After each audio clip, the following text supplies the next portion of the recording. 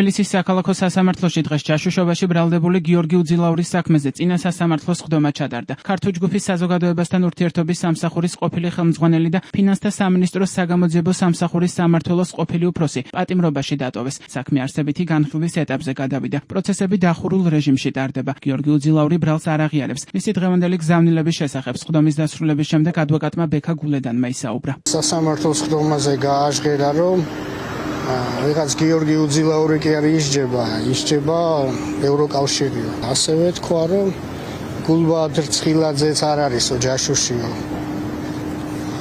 ის უბრალოდ პრორუსიაო და პარიტეტი დაიცვაო სახელმწიფო იმისთვის, რომ თვითონ და რუსეთის აგენტურასაც ვებრძვით. ასევე თქვა, რომ ევროპეიზმი დღეს საქართველოში ისეთივე დასჯადია, როგორც ფაშისტური გერმანიის დროს ებრაელების რამდენიმე. ჩვენ მოვითხოვეთ აღკვეთი ღონისძიების გაუქმება, აღკვეთი ღონისძიების გარეშე დატოვება და ასევე საქმის შეწყვეტა. სასამართლომ არ გაიზიარა აღნიშნული. გიორგი უძილაური 5 მაისს დააკავეს. მას საქართველოს ინტერესების საზიანოდ ჯაშუშობა ედება ბრალად, რაც 8-დან 12 წლამდე ვადით თავისუფლების აღკვეთას ითვალისწინებს. ის წლების განმავლობაში ბიძინა ივანიშვილთან დაახლოებულ პირად ითვლებოდა. ოცნების საპატიო თავმჯდომარის პრესკონფერენციებს წარსულში სწორედ გიორგი უძილაური უძღვებოდა.